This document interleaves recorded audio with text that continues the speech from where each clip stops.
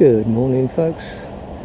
I'm actually at this little gem that's tucked away in a corner of Melbourne here. It's Burnley Horticultural College, and in the grounds of their college they've got this beautiful natural looking gardens, and what they've done is this section of the garden is all planted out with native trees and bushes, and also what they've done is each tree and plant and bush has got a label on it, which is really helpful to identify where some of these trees and plants come from. And as you can see, you're gonna have to forgive me for the pronunciations of some of these Latin names, but this one I think I can just about manage is eucalyptus diversifolia, which is the soap mallee, and as you can see it's from Victoria, South Australia and Western Australia. So yeah, it's great walking around here because you get the chance to find out where some of these plants come from. And there's a smallish looking shrub, tree or sapling, I don't really know, and this is Banksia spinolusa, which is giant candles. A Banksia, yes. I mean, as we know, all the Banksias was named after Joseph Banks, the botanist on board the Endeavour of Captain Cook's ship when Captain Cook visited the west coast, the east coast of Australia, I should say. But funny, I mean, Joseph Banks took all the credit for all the plants. He actually collected 80 different species of plants from Australia, and there are actually 80 species of plants that are named after Joseph Banks. They're all Banksias. But if you look online on some of the illustrations, the beautifully hand drawn and hand painted illustrations of all Joseph Banks's specimens he collected in Australia on that trip, not a lot of credit is given to the person who actually drew those prints. It wasn't actually Joseph Banks himself.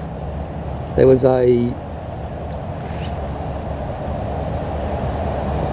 botanical illustrator. His name was Sidney Parkinson. He was a Scottish botanical illustrator, but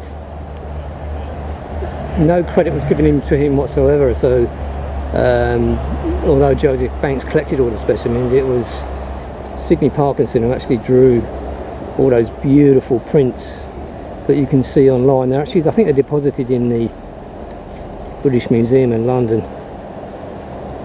I think some credit should have been given to Sidney Parkinson, but anyway, I'm going to see what else I can see around these beautifully laid out gardens here. Here's another delightful looking smaller bush cum tree, and looking at the label, I'm just about able to pronounce this one, I think. Eucalyptus lentens, but the actual common name,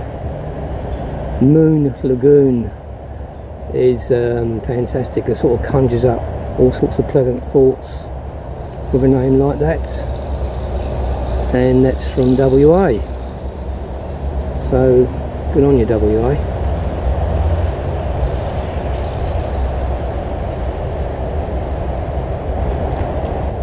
Now this truly is a very unusual looking tree.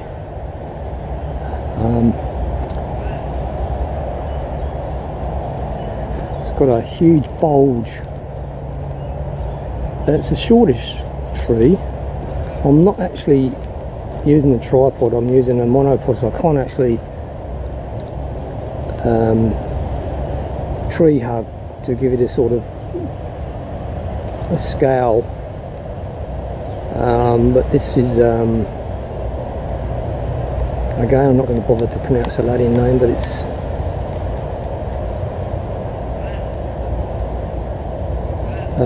the common name sounds pretty logical.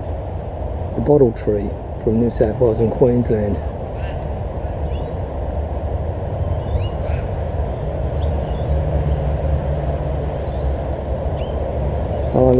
I'll use my, if you excuse the shaky camera work,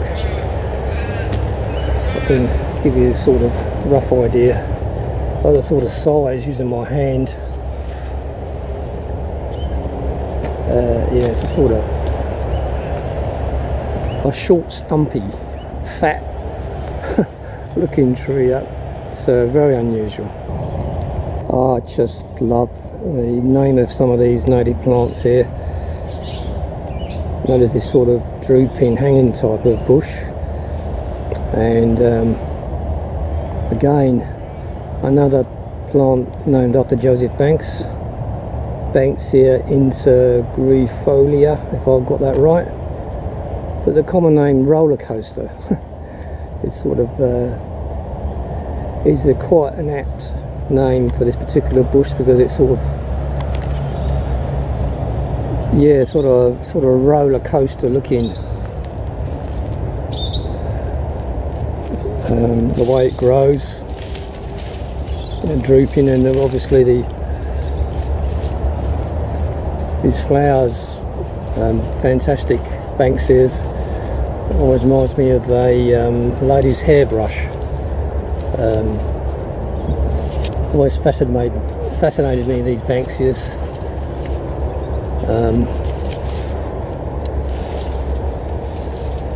Yeah, and it's eventually their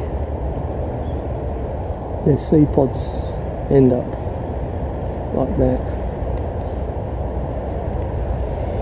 So yeah, another Banksia, but this one is the roller coaster. This is another pretty cute looking little bush,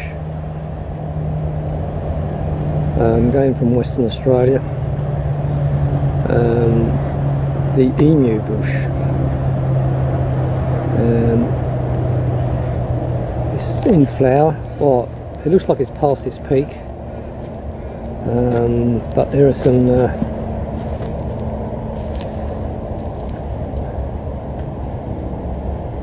yeah, sort of unusual looking flower. It's got it's like petals at the base, and then there's in the centre some more petals shoot out with the stamen and so on and so forth at the front, which I dare say how it gets pollinated by the bees and the insects. But yeah, the emu bush, unusual looking flowers. Absolutely beautiful colours, a sort of hint of pink with sky blue and mottled sort of dark purple looking spots on it. Very pretty. There's another section of this beautiful garden that's laid out here, and I think these are specimens from all over the world. If you look at some of these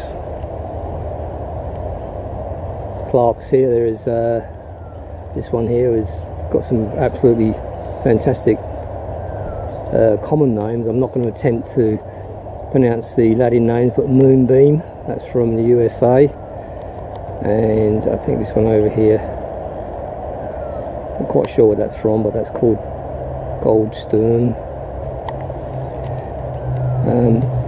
Yeah, so there's some really beautiful beds of flowers laid out here, and they're all labelled. So from sea holly from Europe to Asia.